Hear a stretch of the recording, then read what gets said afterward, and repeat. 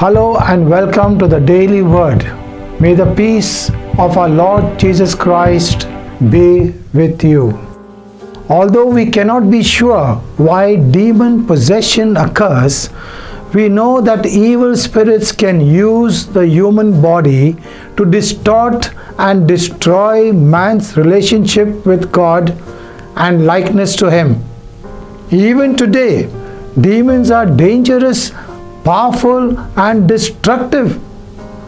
While it is important to recognize their evil activity so that we can stay away from demons, we should avoid any curiosity about or involvement with demonic forces.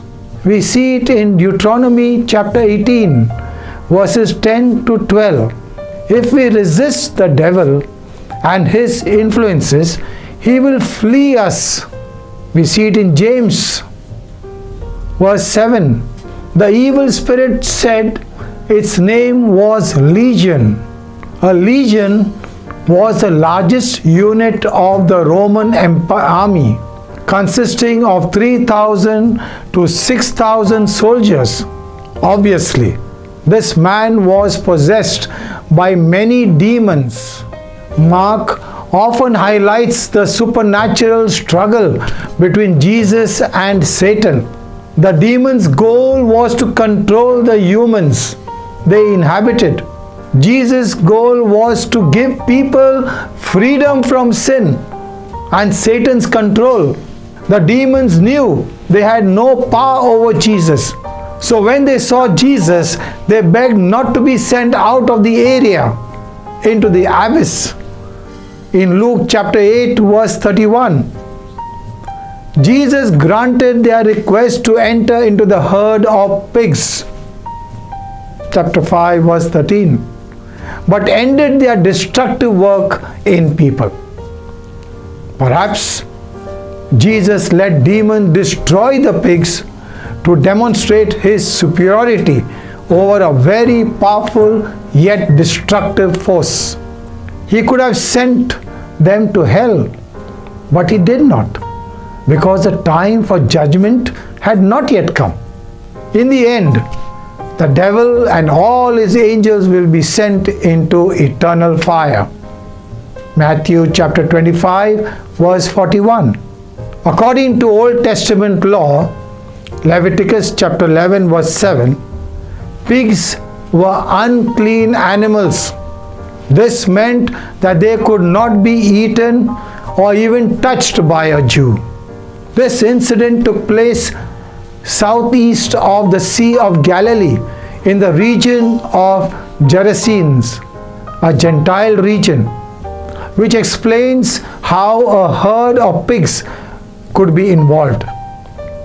After such a wonderful miracle of saving a man's life, why did the people want Jesus to leave? They were undoubtedly afraid of his supernatural power. They may have also feared that Jesus would continue destroying their pigs. They would rather give up Jesus than lose their source of income and security. Jesus told this man to tell his friends about the miraculous healing. Most of the time, Jesus urged those he healed to keep quiet. Why the difference? Here are possible answers. First, the demon-possessed man had been alone and unable to speak. Telling others about Jesus did for him would prove that he was healed. Second, this was mainly a Gentile and pagan area. So Jesus was not expecting great crowds to follow him or religious leaders to hinder him. By sending the man away with this good news, Jesus was expanding his ministry to people who were not Jews.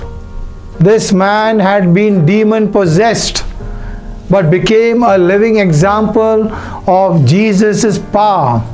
He wanted to go with him, but Jesus told him to go home.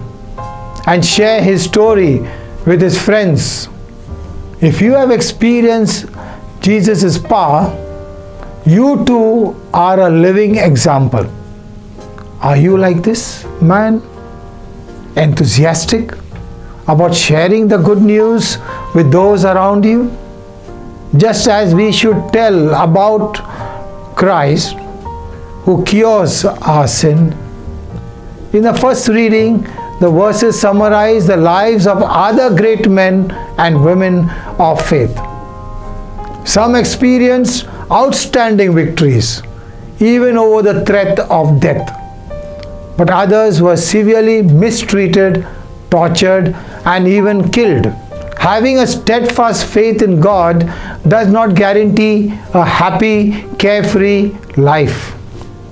On the contrary, our faith almost guarantees us some form of abuse from the world.